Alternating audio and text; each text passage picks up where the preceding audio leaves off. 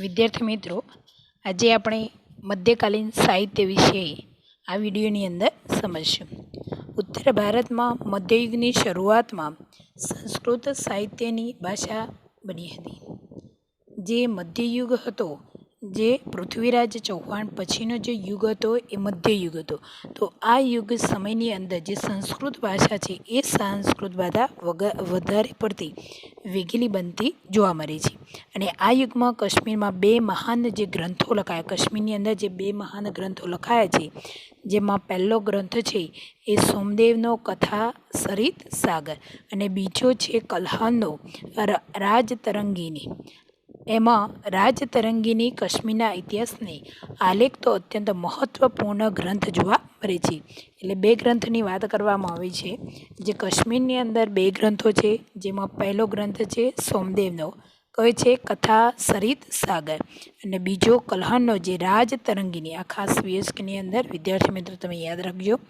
અને આ જે રાજતરંગીની છે એ કાશ્મીરના જે સાહિત્ય છે એ સાહિત્યના આલેખમાં અત્યંત મહત્ત્વપૂર્ણ ગણવામાં આવે છે. અને સાચા અર્થમાં તે ભારતમાં સર્વપ્રથમ ઐતિહાસિક ગ્રંથ પણ છે. જે પુરાણોની અંદર જૂનામાં જૂનો જે ગ્રંથ છે એ ગ્રંથ કહે છે રાજતરંગીની. એ ઇતિહાસની અંદર પણ એને ઓળખવામાં આવતો ઐતિહાસિક રીતે ગ્રંથ છે. આ સમયની બીજી મહત્ત્વની રચના જયદેવનું ગીત ગોવિંદ છે. આપણે વીએસકેની અંદર વિદ્યાર્થી મિત્રો ખાસ યાદ રાખજો કે જે જયદેવ છે એનું ગીત ગોવિંદ જે આપણો પુસ્તક લખાયેલું છે અને જેની ગણના સંસ્કૃતના સુંદરમાં સુંદર કાવ્ય ગ્રંથોમાં થાય છે. અને જે સંસ્કૃત ભાષાની અંદર એનું લેખન કાર્ય છે અને એ સુંદરમાં સુંદર કાવ્ય ગ્રંથો તરીકે એને ઓળખવામાં આવે છે. અને આ સમય અભ્રષ્ટ થયેલી જે ભાષાઓમાંથી આધુનિક ભારતીય ભાષાનો વિકાસ પણ થયો છે. અને આ જ થકી બીજી ભાષાઓનો પણ એ સમયગાળા દરમિયાન વિકાસ થતો જોવા મળે છે.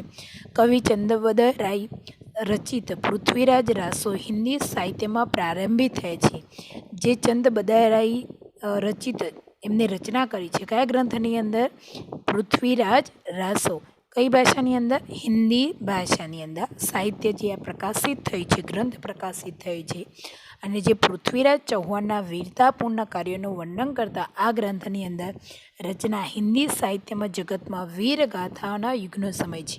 જ્યારે પૃથ્વીરાજ ચૌહાણ પછીનો જે યુગ છે, જે મધ્યયુગ છે, આ યુગ દરમિયાન જે પૃથ્વીરાજ ચૌહાણ હતી એને જે વીરતાપૂર્વકના જે કાર્યો હતા એ કાર્યોનું વર્ણન આ ગ્રંથની અંદર કરવામાં આવી છે. અને કઈ ભાષાની અંદર? તો હિન્દી સાહિત્યની અંદર એનું વીરગાથાઓ લખવામાં આવેલી છે. અને આ સમયે દક્ષિણ ભારતમાં સંસ્કૃત સાહિત્યના મોટા પ્રમાણમાં પણ રચના છે. અને એ સમયની અંદર દક્ષિણ ભારતની અને એટલે નીચેના ભાગની અંદર સંસ્કૃત સાહિત્યનો વધારે પડતો વિકાસ થતો જોવા મળે છે અને રચના પણ થતી જોવા મળે છે. જેમાં શંકરાચાર્યનું ભાષ્ય મુખ્ય છે. જે આગળ શંકરાચાર્યનું કયું છે ભાષ્ય પણ વીએસકેની અંદર જે મુખ્ય ગણવામાં આવે છે. અને આ સમયમાં દ્રવિડ કુળની ભાષાઓનો વિશેષ વિકાસ છે. અને એ જ સમય દરમિયાન જે દ્રવિડ કુળની ભાષાઓ છે, તમિલ, કન્નડ, મલયાલમ, આ બધી ભાષાઓનો પણ એ જ સમય દરમિયાન શું થયો છે? વિકાસ થતો જોવા મળે છે. અને થોડા સમય પછી કન્નડ સાહિત્ય પર તેના જૈન ધર્મની ગાઢ અસર પડતા કવિ પંપાએ આદિપુરાણની રચના કરી. અને એ સમય પછી જ્યાં આગળ દ્રવિડોની ભાષા વિશેષ પ્રમાણે વિકાસ થયો એ પછી દ્રવિડની એટલે કઈ? કન્નડ સાઈડ. કન્નડની અંદર સાહિત્ય પ્રકાશિત થયું અને એ પણ જૈન ધર્મની અંદર ખાસ એની અસર તો હતી જોવા છે. એટલે જૈન ધર્મ એના પર પાલન નિયમો બધા એને સાહિત્યની અંદર વધારે પડતા જોવા મળે. અને જેની અસર પડતા જે કવિ પંપાએ છે આદિપુરાણ ગ્રંથની રચના કરી. 16મા જૈન તીર્થંકરનું જીવન આલેખ હતું શાંતિપુરાણ, જે કવિ પોન્નાએ કરી. શાંતિપુરાણની રચના કોણે કરી? પોન્નાએ કરી. એ પણ તમે જુઓ કે 16મા જૈન તીર્થંકરનું જીવન જે આલેખ હતું, આખું જીવન ચરિત્ર એને શાંતિપુરાણની અંદર આવરી લેવામાં આવ્યું છે. અને એ રચના કોણે કરી છે? કવિ પોન્નાએ. અને આ ઉપરાંત રન્નાએ અજીત પુરાણ નામની કૃતિઓની રચના પણ કરી છે. જે કન્નડની અંદર એનું સાહિત્ય પ્રકાશિત થયું છે એ સાહિત્ય થકી જે અલગ અલગ જે કૃતિઓ છે એ રન્નાએ શું કરે છે? અજીતનાથ પુરાણની અંદર ગ્રંથની અંદર એનો સમાવેશ કરવામાં આવી છે. અહીંયા આપણે જે કે 3 ત્રિપુટી અહીંયા જોવા મળે છે. પોન્ના, પંપા, પોન્ના અને રન્ના. આ 3 છે જે અયુગના પંપા, પોન્ના અને રન્ના આ પ્રારંભિક કન્નડ સાહિત્યની ત્રિપુટી થઈ, જેમને કન્નડ ભાષાની અંદર આ ગ્રંથોની રચના કરેલી જોવા છે. એટલા માટે તેમને ત્રિપુટી 3 વ્યક્તિઓ આપણને જોવા મળી છે. કવિ કંબલે તમિલ ભાષામાં રામાયણમની રચના કરી છે. આ પણ વીએસટી ખાસ વિદ્યાર્થી મિત્ર આમાંથી તમે યાદ રાખજો કે કંબલે તમિલ ભાષામાં રામાયણની રચના કરેલી છે. આ ઉપરાંત તમિલ ભાષામાં પણ અન્ય સાહિત્ય પ્રકાશિત થતા જોવા મળે છે. ભારતીય ભાષાઓનો વિકાસ અને ઐતિહાસિક કૃતિઓની રચના દિલ્હી સલ્તનત કાળના વેગીલી બની છે. જ્યારે ભારતની અંદર જે અલગ અલગ ભાષાઓ હિન્દી, કન્નડ આ બધી ભાષાઓ જ્યારે વેગીલી બની હતી, વિકાસ પામી હતી, એ વખતે સાહિત્યનો પણ વિકાસ, જે કૃતિઓ હતી અંદર એનો પણ જે દિલ્હીના સલ્તનતો હતા ત્યાં આગળ વધારે પડતી પ્રચલિત થતી જોવા મળે છે. અને હિન્દી ભાષાના એ 2 સ્વરૂપો વજ અને ખડી બોલી પણ સાહિત્ય રચના વિનિયોગ થવા લાગી છે. અને ધીમે ધીમે હિન્દી ભાષાની અંદરથી પણ 2 સ્વરૂપો કઈ 2 બોલી છે? વ્રજ અને ખડી. આ 2 ભાષાઓની રચના થયેલી જોવા મળતી હોય છે. અને આ પણ વીએસની અંદર વિદ્યાર્થી મિત્રો ખાસ યાદ રાખજો કે હિન્દી ભાષાની અંદર કઈ 2 ભાષાઓનો વિનિયોગ એટલે વધારે પડતા વેગીલી બની છે તો વ્રજ અને ખડી બોલી. અને આ બંને ભાષાઓમાં અનેક ભક્તિ ગીતો પણ આવે છે. અને જે બંને ભાષાઓ છે એ ભાષાની અંદર ભક્તિ ગીતોની રચના પણ થયેલી જોવા મળે છે. હિન્દી અને ગુજરાતી ભાષા સાથે મળી આવતી રાજસ્થાની ભાષામાં વીરગાથાઓ પણ છે. હિન્દીની અંદર આપણે જે તમિલની અંદર દક્ષિણ ભારતની અંદર જે ધીમે ધીમે એની પ્રચલિત વધી, હિન્દી ભાષાની અંદર પણ એનું શું કર્યું? સાહિત્ય પ્રકાશિત કર્યું. હવે ધીમે ધીમે ગુજરાતી ભાષા સાથે જે મળી આવતી ભાષા કઈ છે? રાજસ્થાની. આ રાજસ્થાની ભાષાનો પણ અંદર વીરગાથાઓ લખવાનું ચાલુ થઈ. અને આલ્હા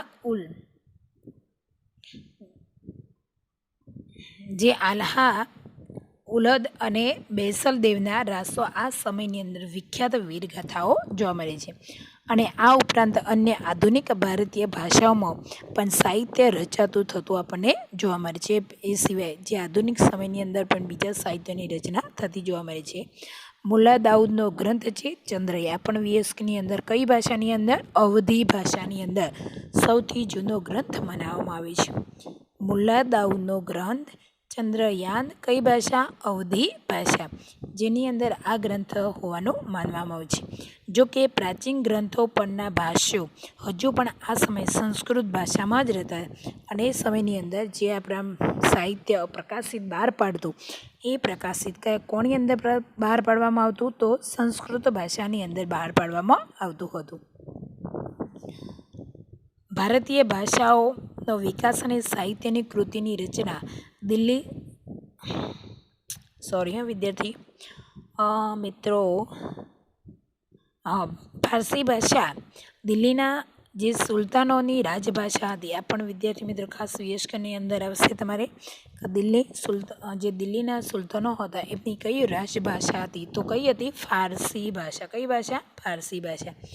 અને તેના સાહિત્યની અસર રૂપે અનેક ફારસી શબ્દોનો પણ ભારતીય ભાષામાં થયેલો આપણે છે. અને ધીમે ધીમે એ ફારસી ભાષા જે ભારતની અંદર એનો સમાવેશ થતો આપણને જોવા મળતો હોય છે.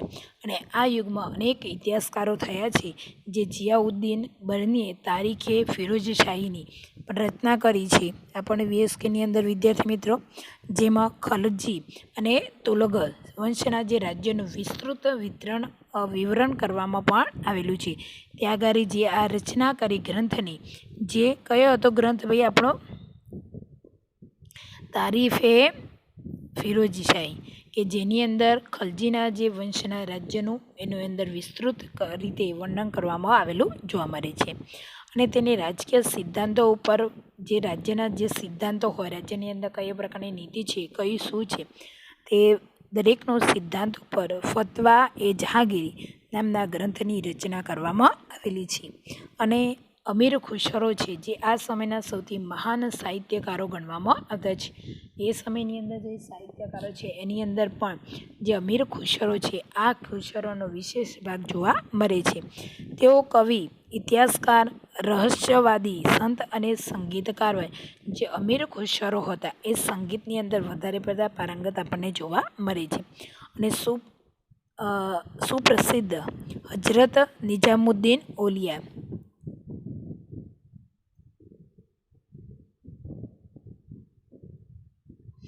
જે તેના ગુરુ હતા. તેની મહત્ત્વની કૃતિઓમાં પણ આશિકા, નૂર, સિપેહરી અને ઈરાતુલ સદાયનો સમાવેશ થતો આપણને જોવા મળે છે. અને આ ઉપરાંત તેને અનેક કાવ્ય ગ્રંથોની પણ રચના કરેલી જોવા છે જે અમીર ખુસરો છે તે. અને તે પોતાને ભારતીય હોવાનો પણ કહે છે, જેમને એટલો બધો ગર્વ છે કે ભારતીય હોવાનો, અને તે ભારતને પૃથ્વી પરનું સ્વર્ગ પણ માનતા હતા. જે પૃથ્વી પરનું સ્વર્ગ કે આ પ્રકારની જિંદગી અથવા આ પ્રકારનું જે રહસ્ય છે જે સાહિત્યની અંદર જીવનની અંદર, તો અહીં પૃથ્વી પરનું શું માનતા હતા? સ્વર્ગ પણ માનતા જોવા મળે છે. તેમણે પોતાના પુસ્તકોમાં પણ ભારતનું વાતાવરણ, એની સુંદરતા, એની ઇમારતો અને તેના જ્ઞાન વિજ્ઞાનમાં ખૂબ જ વખાણ કરે છે. જેમના પુસ્તકો તો જે આપણા ભારતના એ પુસ્તકોનું પણ એમને ખૂબ જ વર્ણન કોની અંદર, જે વાતાવરણ છે આહ્લાદક વાતાવરણ, સુંદર વાતાવરણ, અને જે ઇમારતો છે, જે પુનઃ આપણે ઇમારતો જોઈએ છીએ તો ઇમારતો છે જ્ઞાન વિજ્ઞાનમાં પણ પુષ્કળ વખાણ કરવામાં આવેલા જોવા મળે છે. તે દ્રઢપણે માનતા હતા કે હિન્દુ ધર્મનું સારતત્વ અનેક રીતે ઇસ્લામ સાથે મળતું આવે છે. આ પણ વીએસકેની અંદર ખાસ વિદ્યાર્થીઓને યાદ રાખજો તમે કે હિન્દુ ધર્મનું જે સાતત્ય, જે સારતત્વ જ્ઞાન છે એ ઇસ્લામ ધર્મ સાથે આપણને મળતું આવતું જોવા મળે છે.